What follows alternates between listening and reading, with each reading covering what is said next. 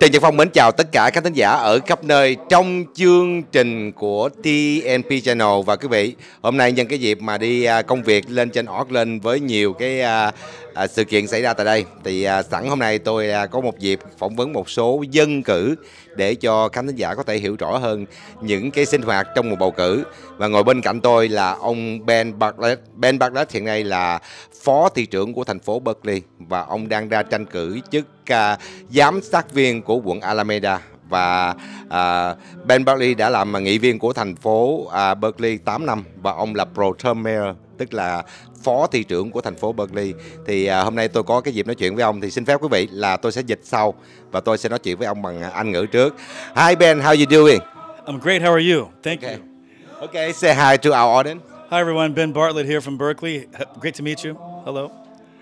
Okay, Ben, can you tell me, right now you are the pro term mayor for Berkeley, the population in Berkeley? So Berkeley has a population of about 120,000 people, and it's all walks of life. It has senior citizens, children, rich people, homelessness, all the races, educators, workers, they're all there. Okay. So right now, can you tell us about the situation right now in Berkeley City? So right now, the situation in Berkeley is Berkeley's doing well, has a strong economy, has a diverse economy. It has technology, has education, it has government work, has real estate, has development, and has a really robust economy. And people are connected, has a strong community. People are friends, and people are very generous. You know, they donate to causes, they support people around the world. It's a really loving community. But you run for right now. You're a city council. I believe that a 2 term, right? And they have the term limit in there. So I'm my second term in city council, going on 8 years now. There is no term limits. So I could go on, but I think I need to take our solutions to the next level. Okay, now you go to the next level. You mean it's a county, not a city. So the first thing, Alameda, so the population in Alameda right now? So Alameda County is 14 cities, and Berkeley is one of the cities. And the budget for the county is $4.2 billion, and Berkeley is a big part of the city, of the county. 4.1? 4.2 billion. Oh, $4.2 billion. And the population? 3 million. 3 million. And it has airports, port, hospital system, jails, real estate. It has manufacturing, the robotics corridor, has wine country. It is a really robust county with a very large economy. Okay. So, like you say, is the Alameda look like they have the full access, like technology, and they have the port, they have the very strong and manufacturing, everything. So, look like the Alameda is very good for the economy. But I believe that we have a problem in California too, right? We have to face like a lot of challenge. Like this year, it's an election year. Also, it's we have the faced with the inflation, the high living costs, the high crime. So what about in Alameda and Berkeley? Yeah, so California as a whole has not built housing in 50 years, and population has grown. California also closed all the mental health institutions 50 years ago.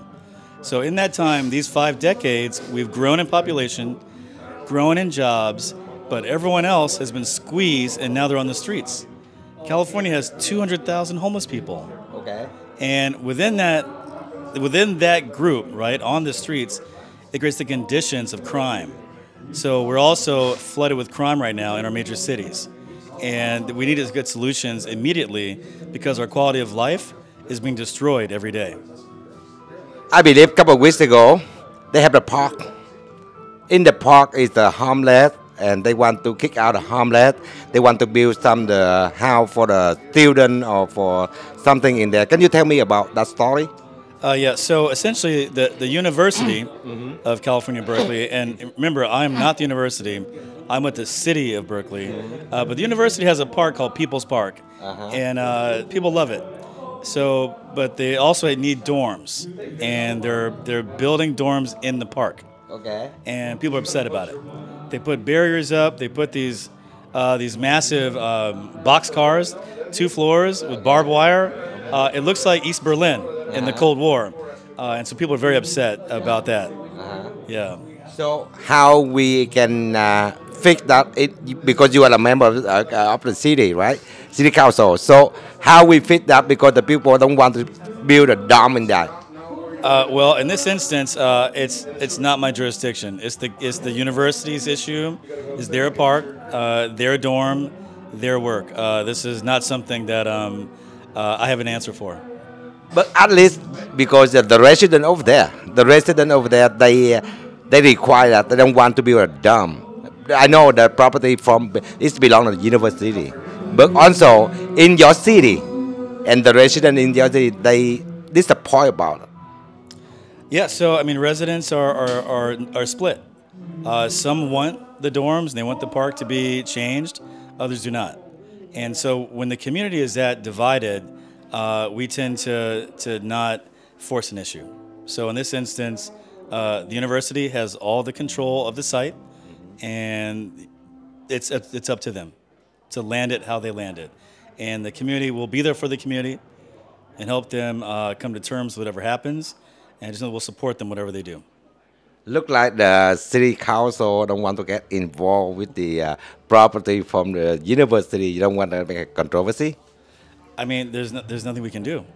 So the state law gives the university control over land. It can buy buildings and remove them from the tax rolls.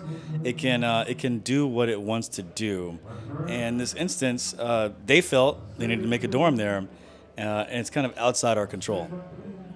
We can't do anything.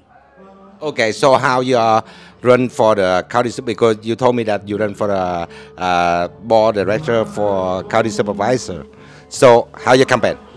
The campaign is going well. So I'm running for county supervisor, which is, I guess, the next level up from council. Pardon me. And so I'm running for county supervisor. I'm running for county supervisor, and it's a very exciting post.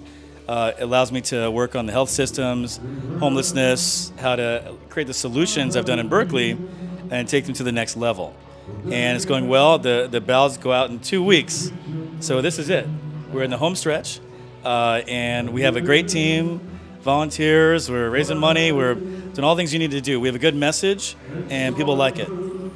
But you know what? Run for the county supervisor is a different story, because you manage the budget for $4.2 billion. So I believe that if you want to run and you want to win and that's it, you cost about $1 million. Do you think about it? No. It would cost maybe $200,000, $300,000. Because you know what? You run for the mayor, you run for the county city council, about under $100,000 is fine. But now you run for the county, 3 million people, right? 3 million people. So you think it's $200,000 is enough? Well, so I run for a section of the county, right? And this section has about 350,000 people. So the calculation is like $1 a person. So it's the right amount for that section. Yeah. Okay, I make a comparison. Right now, the board director, how many members in there? 5. 5, right? Okay. I live in Orange County, Southern California. They got 3.2 million people. Okay. And also we have 5 seats. Okay. 5 seats right there, right? And my friend, in the first wing, he cost about $1.2 million to win 45 votes. Really? Wow. So that's amazing. That's not great, by the way, because democracy should be more open. It shouldn't cost so much to win, but it does. But in this case, in this context here in Alameda County, I've not seen a race cost that much. And you know what? He done the second term. Okay, and the second term, he got $1.8 million, and he win just only over 600 votes. Oh my goodness. Well, if that's the case, I want to let you know that I need your help to raise a lot of money. That's why I asked you, $200,000. You think it's enough to win? You know, I'm going to go ahead and say it's not enough. I need help, I need to get another $1 million. So I want to reach out to your community, and if you want safety, if you want housing, if you want respect, because I'm from here 5 generations. These are my people, right? And if people want good governance with solutions to the issues on the streets and affecting everyone, help me win with $1 million. But you know what? I know the voter, what they want. They want, to reduce the not too much high living cost. Number 2, the safety for the community. Number 3, the stable life. Okay. So Alameda, like what you say, is that you have everything. The economy, I think, looking good. So what do you think Alameda needs something to improve for a county? So Alameda County has the most number of mentally ill people in California. It needs 15,000 mental health care beds. And you see them on the streets right now. It also has endemic crime. And so we need to support the other cities in the county to fight crime. And we can do that. And we need dispatch support. So when you call for help, someone comes. In Berkeley, people come in under 2 minutes. In other parts of the county, they don't come at all. So people need to feel safe. They deserve a quality of life.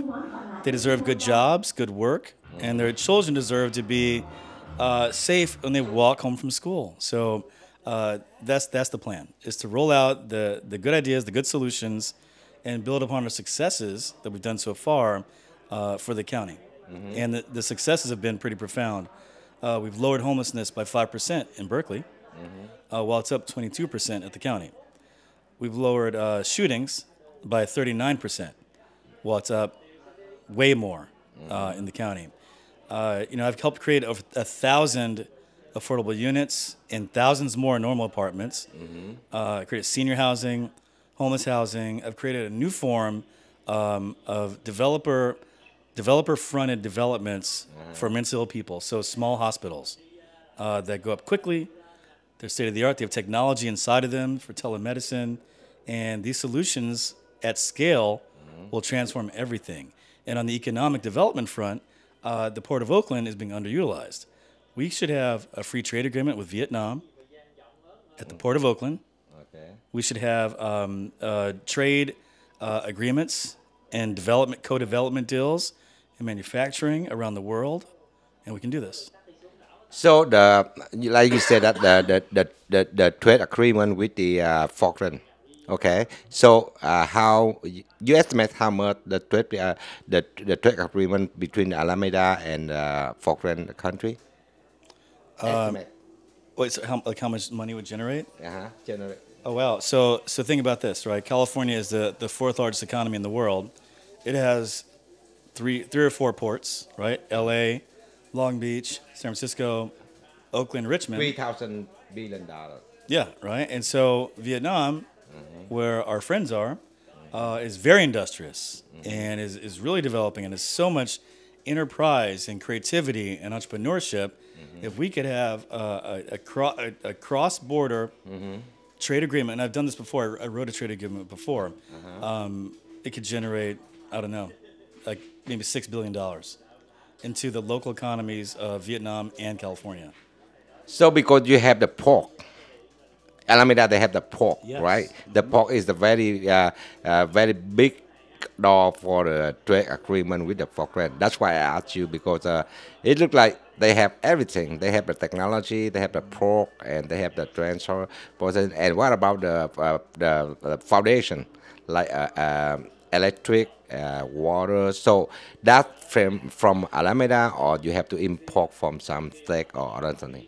So we have an energy system, renewable energy and traditional. We have a water system, a water board. We have everything. It is a fully self-sustaining economy, and it can be expanded. And with smart governance, it can grow. I mean, is the water, is the import, the water imported from other states and import energy from other states, or you have your own in your county? So our water comes from the mountains nearby. It runs down every year. So we have reservoirs, we have water systems. We don't import it. Energy is rather complex. We generate it locally. We also buy it on the markets. On the market. And so that's a larger issue. But we could generate more locally.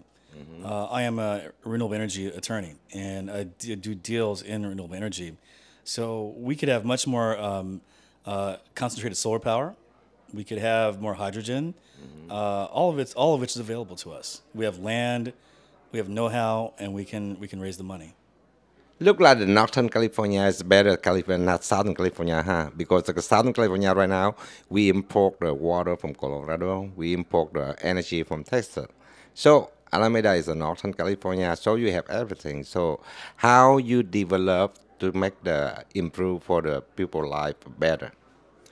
So a key way is to when you do develop, when you leverage the private market, right? Private capital markets to really build things out at scale, billions of dollars, hundreds millions of dollars, is that you make sure that the development that occurs is open and that new people can be a part of it. So entrepreneurs can engage the system and help build the county up. That's a big piece. So as you let new companies in, smaller companies, companies held by women and minorities and everyone else, you get a larger capital pie. You get a better quality of life for everyone. And so much of what's going on in this country is the money is being constricted. It's not flowing down, and it's in fewer and fewer hands. And if you notice that, it's not a coincidence that we have now more billionaires, at the same time, more homeless people, right? It's not a coincidence, right? So you have to make sure the money flows everywhere. And that is how you bring back the middle class in this country, because the middle class has been eviscerated. And so I'm excited about this role because I've pledged my life to build wealth for people and to bring in community and create the opportunity for people to feed their families, right? And so leveraging all the assets of the county, the health system, the port, the airports, et cetera, can allow you to open up an entirely new column of wealth for new people. And then we can go get back to driving the growth of the middle class. And remember, as California goes, so goes the nation. What we do in the Bay Area is copied everywhere else. And right now, they're copying our homelessness. Homelessness is growing around the country now. Yeah. So we have to reverse that trend and lead once more in building wealth sustainably for everyone. So this question is very sensitive because, like I said, beside the economy, the life, and the crime in the county, right? Alameda is the county, I believe, that it have a lot of colored people. Okay, then the colored people and the Asian people, the different Asian people, they're concerned about the economy, the money, the bill, everything, right? But with the colored people, beside that, they're concerned about the civil right, the freedom. So you run for the county. So how you think about to improve something you think that is wrong or something? So, well, first off, my family, we came to Alameda County a long time ago to escape racism and slavery. And so our motto is all about freedom. And, so many of us as an African-American, as a black person, we were brought here with the expectation of working for free. Right? So I believe in freedom 100%. I'm a red-blooded American, and I believe in the Constitution and the Declaration of Independence. And the Declaration of Independence, I want to say this, is not just for Americans. It's for everyone in the world. It says we believe that all persons are created with these rights, right? All people everywhere. And so, I'm a big believer in freedom, fighting for freedom, expanding freedom. And in freedom is the freedom from poverty, the freedom from violence, the freedom to be who you are and go where you wish to go. So these are fundamental issues that motivate me. And so on the local level, we make sure that people are free from violence, free from prejudice, free to achieve their dreams, right? Free to achieve their dreams. And that is the highest responsibility of anyone in power, is to enable others to achieve their dreams and not to stifle their dreams or stomp on them. And those who would stomp on people's dreams, you must stop them and correct their behavior. Okay. So that is, that's public safety, that's opportunity, that's business, it's all in that philosophy, and that's my philosophy. That's your philosophy. But right now, because I concerned that because the colored people, because I'm working with a lot of them. So beside the economy, beside they need the the civil right. But when they stand and they fight the civil right is a different way. Some of them know the for myself it's different. But for the colored people like you, some of them the same, but they have different define of the like not like your philosophy, but they different way about the civil right, about the freedom, about the try to create they call the diversity. So, what do you think about? Because you are loyal to, I believe that you are loyal to. So I think you have opinion of that. About diversity and civil rights, I love it. Right?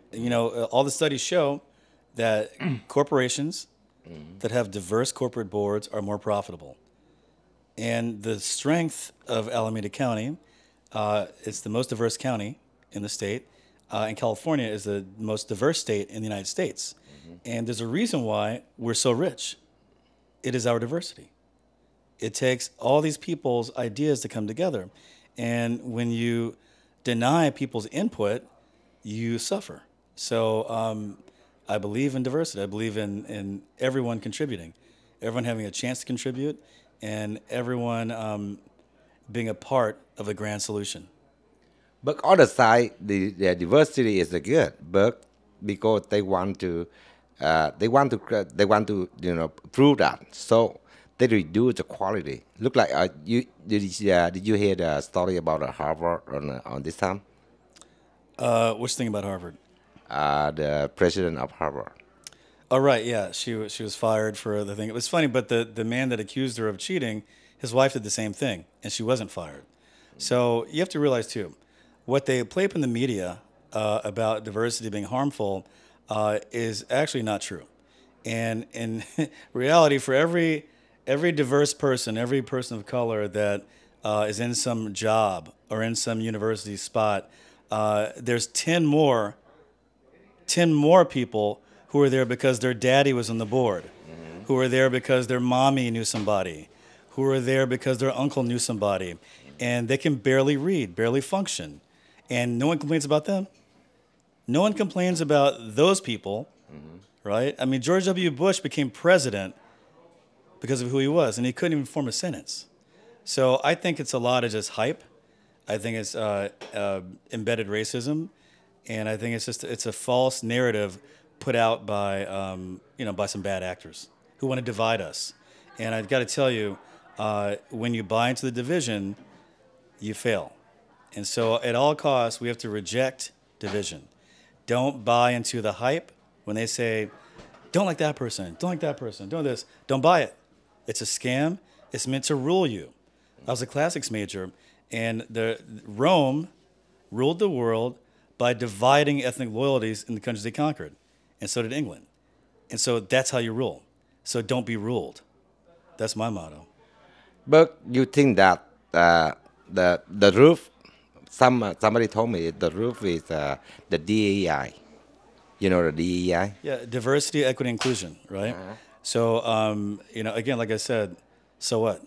Because of the roof of that, because they apply the DEI to the university, and then they reduce the quality to get more people color, more people Asia. It's in the school.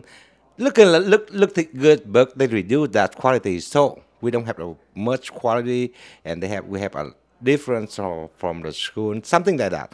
I just told you that's not true, because those same schools, if your daddy played football, you can go there. If you can play football well, you can go there. Even if you can barely read, So don't buy into it. It's a scam.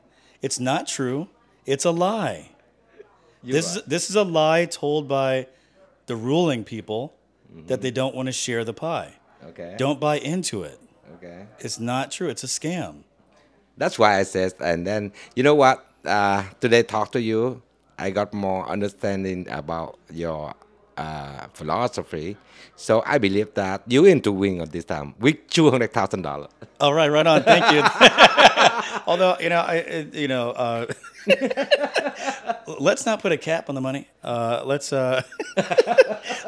let's leave our the door open. My motto I say in government all the time, in my speeches and everything is all doors open.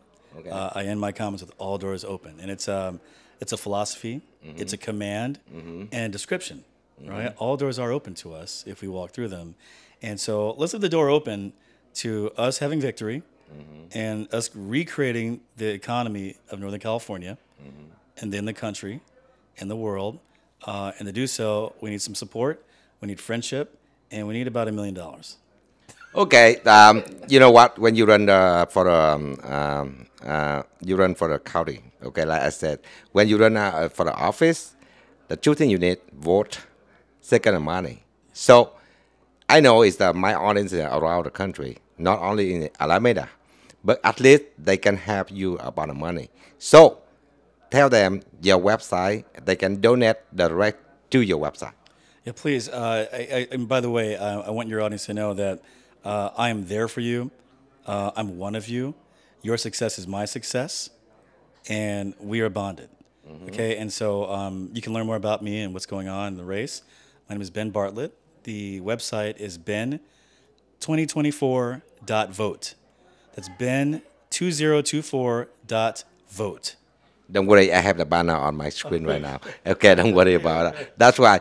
Và quý vị, đó là cái câu chuyện của tôi với lại ông Phó Thị trưởng Ben Bartlett, là Phó Thị trưởng của thành phố Berkeley. Hy vọng rằng quý vị nghe câu chuyện và nghe cái triết lý của ông. Tôi sẽ dịch sau khi mà tôi làm cái clip này tôi dịch cho quý vị xong thì quý vị donate cho ông nếu quý vị ở những tiểu bang xa. Tại tôi biết ở thành phố Alameda thì người Việt mình cũng không có nhiều để mà có thể giúp ông thắng phiếu được. Nhưng quý vị có thể giúp tài chính cho ông được. So, that's what I'm saying. Okay, because you know what, I believe that you cost a lot of money to run the office. Even right now you take a big challenge because this is a county supervisor. Like I said, it's very challenging for the position because look like in the state you run for the assembly, you fight with a lot of people like 84 seats. You run for the Senate in California, they got a 40 seat. But you run for the county, just only 5 seats. You control the Berk check for $4.2 billion, right? So that's a very hard. So how do you confident about run this position? I mean, this is the work I do, right? I'm from here. I've worked in government and business and politics my whole life. I'm running because my people are in danger. They're on the streets. They're being robbed, being victimized, and they deserve a better life. And I'm going to deliver it for them because I'm with them, and they're with me. All right, thank you, Ben. Thank you for talking to me today. And I believe that our audience listen and they understand where your philosophy and your goal. And good luck. Thank you so much. Thank you. Thank you. Say goodbye to them. Goodbye. All doors open. Okay. Cảm ơn tất cả quý vị rất là nhiều cho cái buổi phỏng vấn ngày hôm nay với lại ông Phó Thị trưởng Ben Bartlett của thành phố Berkeley. Và chúng ta sẽ gặp lại sau. Bye bye.